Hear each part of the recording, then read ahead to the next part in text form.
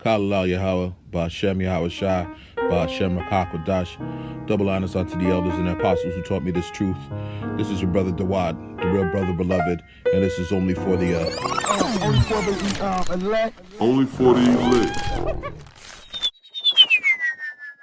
The reason you came around is because you thought we had the truth and that we was men of the Lord. The Arabs have taken billions of dollars out of this country, and now they must put it back. It is ebb and flow, tidal gravity. It is ecological balance. You are an old man who thinks in terms of nations and peoples. There are no nations. There are no peoples. There are no Russians. There are no Arabs. There are no third worlds. There is no West. There is only one holistic system of systems. One vast and immane, interwoven, interacting, multivariate, multinational dominion of dollars. Petrodollars, electrodollars, multi-dollars, Reichmarks, rins, rubles, pounds, and shekels. It is the international system of currency which determines the totality of life on this planet.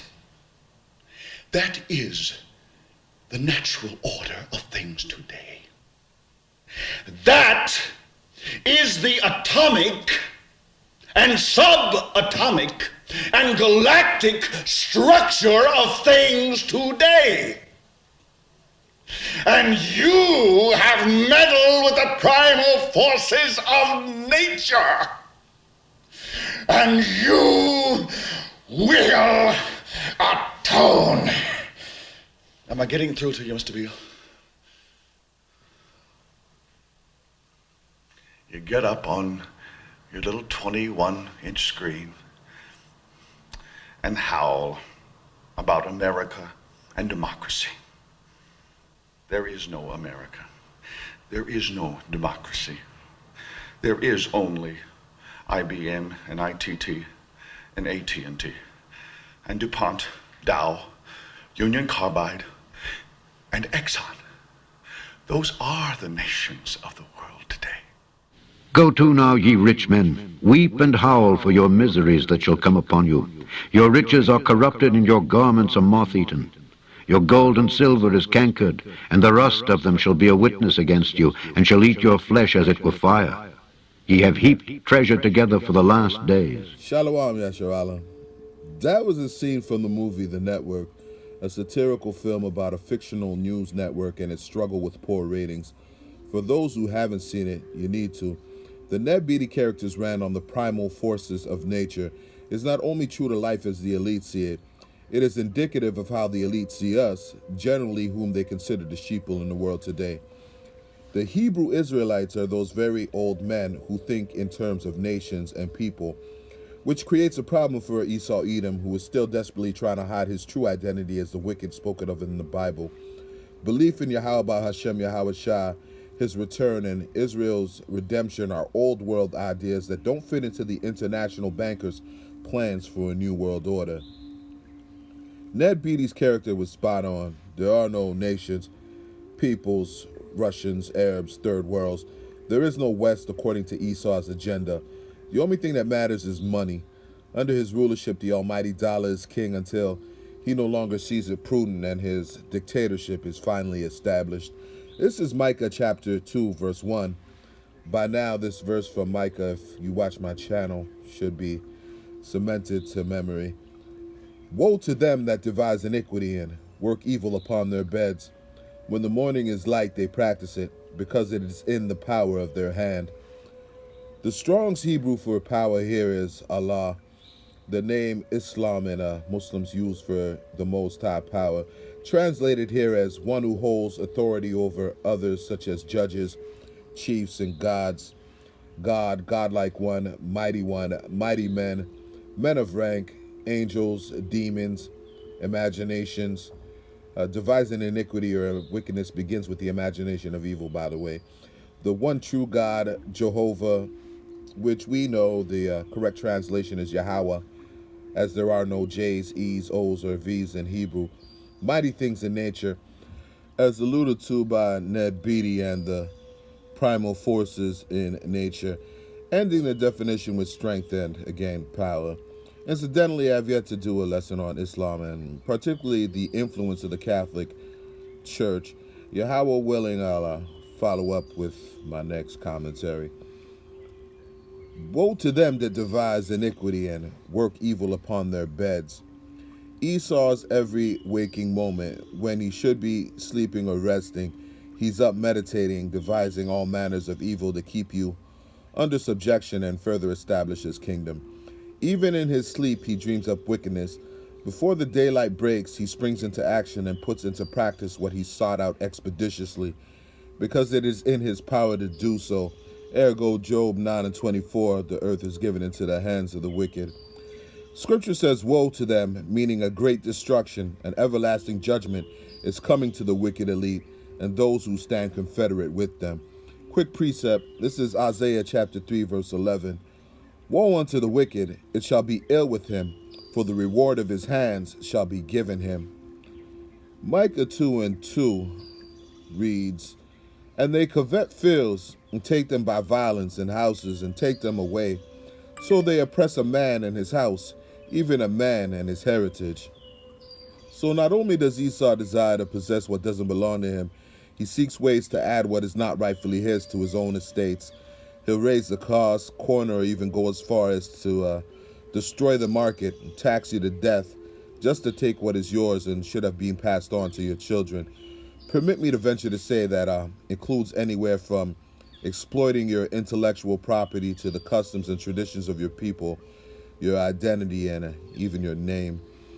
Just as he's done since time immemorial, transferring his wealth and power from nation to nation, and how he appropriated the identity of the true Israelites, the so-called blacks, Hispanics, and North American Indians, in his attempt to destroy us as a nation. The Israelis' newly signed agreement with the UAE strengthens the Zionist position in their claim of the rightful possession of the West Bank. It basically says the Palestinian objection and Palestine's own claim is of little to no significance. This, of course, is adding more fuel to an already out-of-control fire that has long been burning in the so-called Middle East. The fact is, any show of aggression by Palestine and its allies is a reaction that is expected as well as desired by the Zionists and international bankers. As I said in my last video, the war in the so-called Middle East is being scripted, and Amalek's idea of peace has to do with his own state of well-being. It has little to do with the welfare of anybody else. The least of the flock shall draw them out. The least of Edom, which is Amalek, shall draw those that oppose them into war, starting in the Middle East. They are willfully planning as we speak to place Babylon, which is America, in harm's way. They're pretty much done with America, if not for that injection that they get periodically. They've milked and exploited it for all it's worth, and when they're finished, bleeding it bone dry, they'll offer it up as a sacrifice. Not only has the Israeli Prime Minister bragged about destroying free speech and easily moving America while manipulating the peace process in the Middle East, he's been caught off record stating, once we squeeze all we can out of the United States, it can dry up and blow away. Those in the truth can see in the process they're unwittingly orchestrating their own demise. This is Joel chapter 3, verse 1, and it reads, for behold, in those days and in that time, when I shall bring again the captivity of Judah and Jerusalem, meaning returning Israel's fortune and prosperity. Verse 2, I will also gather all nations and will bring them down into the valley of Jehoshaphat and will plead, meaning vindicate and execute judgment for, and will plead with them there for my people and for my heritage, Israel, whom they have scattered among the nations and parted my land. And that's speaking of the so-called Negroes, Latinos, and Native American Indians. And that land is Palestine and modern-day Israel, the same land that the so-called chosen people eat kosher pork and smoke kosher cigarettes and hold the second largest gay parade in the world in Tel Aviv. Knowing these things are of a detriment to the body, an abomination, and against the laws and statutes and commandments of the Most High Power, Yahweh. Quick precept. This is Zechariah chapter 9, verse 6, and it reads, and a bastard shall dwell in Ashdod, and I will cut off the pride of the Philistines. Ashdod is a seaport in modern-day Israel, about 40 kilometers from Tel Aviv. In the Hebrew, a bastard is one born of a heathen father and Israelite mother. In the Strong's definition, it says vice versa, but that is going off. Deuteronomy chapter 23, verse 2 says this: a bastard shall not enter into the congregation of the Lord. Even to his 10th generation shall he not enter into the congregation of the Lord.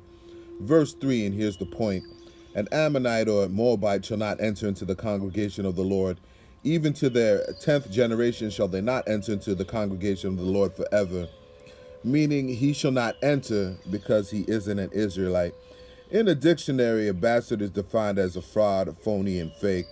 Although Israel is scattered amongst the other nations, Zechariah 9 and 6 is clearly in reference to the Ashkenazi community in present-day Israel. To press the kibosh button on any further debate, Numbers 1 and 18 puts any naysaying to rest. And they assembled all the congregation together on the first day of the second month, and they declared their pedigrees after their families by the house of their fathers, according to the number of the names, from 20 years old and upward by their polls. So basically, your father's pedigree establishes your lineage. In layman's terms, you are what your father is. Now let's go back to Joel, verse 11. Assemble yourselves and come, all ye heathen, and gather yourselves together round about. Thither cause thy mighty ones to come down, O Lord. Let the heathen be wakened, and come up to the valley of Jehoshaphat, for there I will sit to judge all the heathen round about.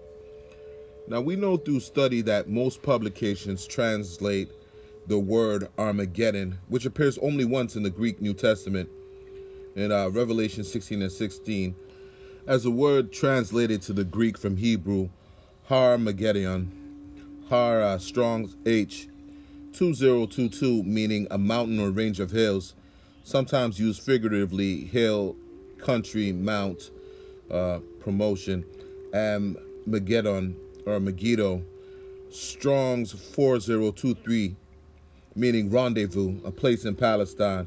In the Hebrew, Armageddon is Armageddon, a mountain of troops, described here as a place of crowds or an assembly, speaking to all the troops being gathered in the Persian Gulf in preparation for World War III. The valley of Jehoshaphat is Armageddon, as Jehoshaphat in the Hebrew is Strong's H3092, Yahweh Shaphat, meaning Yahweh's judgment. All nations are being gathered towards the Euphrates for the final assault, aka the war that will end all wars. America, Russia, China, Iran, Israel, Syria, Saudi Arabia, Iraq, Turkey, etc., and all wartime allies. Again, Esau doesn't see any differentiation between nations in his attempt to preserve his own. This is the elitists attempting to save their lineage, so the end result justifies the means. Quick precept. This is Habakkuk chapter 2, verse 5, and it reads, "Yeah, also, because he transgresseth by wine," speaking of Esau, Edom, the serpent, devil, Satan of the planet Earth, who has caused the whole world to be deceived by his wicked philosophies. "He is a proud man, neither keepeth at home, who enlargeth his desire as hell, and is as death, and cannot be satisfied, but gathereth unto him all nations, and heapeth unto him all people." This is where you get that one nation for all and all men were created equal nonsense. There is no democracy. The idea of voting for and electing a representative who will work tirelessly to guarantee your rights, ensure your protection, your freedom, justice, equality, liberty, and happiness, based on the words flag, patriotism, democracy, republic, constitution, and choice, is nothing more than an illusion. Mark Twain said it best: if voting made a difference, they wouldn't let you do it. An illusion of choice is an illusion of freedom. These are the things that easily come to mind when asked about what I didn't like regarding Millie Weaver's Shadowgate expose. Besides its release being quote-unquote dead man switched to her arrest, too convenient. Not saying her being detained wasn't real, just saying that has become the easy go-to lately as far as press for scheduling a release. Remember Cardi B and her revelation regarding drugging Johns she solicited from the strip club? Then miraculously months later, here comes a movie with her and J-Lo doing the same thing, blowing up credit cards, swinging from poles. Too convenient. In hindsight, maybe that's not such a good comparison. I mean no disrespect. It's just I could have done without the "she's locked up because of the damning information" press release. Still compelling stuff. In any event, who doesn't remember the Electoral College putting the final nail in Hillary's coffin? Justify it how you want, but I will forever go to the grave when Yahweh so wills it, believing you never leave a billion-dollar entity to chance, including politics, which in the right or wrong hands, depending upon where you sit, could be worth trillions. In layman's terms, the victor is chosen in advance. Does not mean the Democrats or Republicans aren't going to do their due diligence and exploit every opportunity available to retain or stay in office. No matter who wins, the motive of the men in the shadows, the elitists who truly run Babylon the Great, their objective remains the same. The United States of America is and will always be a corporation that operates under private international law with its own corporate constitution. For the people by the people does not keep the lights on, nor does it line the pockets of greedy congressmen. Or maybe it does. Let's go to James chapter 5 and 4, and it reads, "Behold, the hire of the laborers who have reaped down your fields, which is of you kept back by fraud, crieth, and the cries of them which have reaped are entered into the ears of the Lord of Sabaoth." The hire of the laborers, meaning the employers, the owners of the corporation. Corporate from the late 15th century, corporare, form into a body, from corpus, corporal, body. Etymological definition of corporation from mid-15th century, corporation, meaning persons united in a body for some purpose. Anglo-Latin to late Latin, corporationum, meaning assumption of body, also defining corpus as a whole composed of unified, united parts, a structure, system, community, political body, or guild. Corporation ultimately defined as a legally authorized entity, artificial person created by law from a group or succession of persons. Incidentally, the words slave and employee are semantically related. In some cases, you can use slave instead of employee. This is the true definition of today's laborer, slaving away to make someone else rich at a non-negotiable wage, 40 plus hours a week to own nothing, mandatory every second Saturday in the month. Before you receive your check, out comes the taxes and garnish for pension planning, which consequently the feds may not have by the time we, Yahweh willing, reach the legal age of retirement. Meanwhile, the cost of living goes up, but the minimum wage stays the same. All that, and they still take out taxes of your vacation pay. It's all a fraud. And how much worse for the children of Israel whose blood built the corporation they toil away in, never reaping the just benefits every other nation is privy to from a corrupt system. Behold, the hire of laborers who have reaped down your fields, which is of you kept back by fraud, crieth, and the cries of them which have reaped are entered into the ears of the Lord of Sabaoth. Sabaoth from the Hebrew Tazaba'ah or Tazabawath, meaning that which goes forth, army, war, warfare, host, of an organized army, host of angels, of the sun, moon, and stars. Sabaoth is the Lord's military, the Lord of Sabaoth, the Lord of the armies of Israel. So too are the chariots being gathered by the Lord of hosts on the day of judgment. In the midst of the battle is Yahweh Shah, our Savior and Redeemer. The Virginia Company, PKA, publicly known as America, along with the heathen nations, the two-thirds, and the leading antagonists of this film, Esau Edom, will be destroyed, and the remainder shall enter into captivity. Let's close out with this. This is Joel chapter 3, verse 13, and it reads, "Put ye in the sickle, for the harvest is ripe. Come, get you down, for the press is full. The fats overflow, for their wickedness," speaking of Esau and the other nations, "their wickedness is great." Verse 14, "Multitudes, multitudes in the valley of decision, for the day of the Lord is near in the valley of decision. The sun and the moon shall be darkened, and the stars shall withdraw their shining." And that's from the missiles. "The Lord also shall roar out of Zion, and utter his voice from Jerusalem, and the heavens and the earth shall shake," again from those thermonuclear missiles. "But the Lord will be the hope of his people, and the strength of the children of Israel. Through the power and spirit, I hope you edified. Double honors unto the elders and apostles of Great Millstone who taught me this truth and rule well. Salutations to the hopeful elect. Shalom Yasharallah. Don't take that chip. The United Nations launches a war crimes investigation into Israel's actions in Gaza. Hamas and other Palestinian groups have also been accused of breaching international law. But based on past experience, what can this latest UN probe possibly achieve?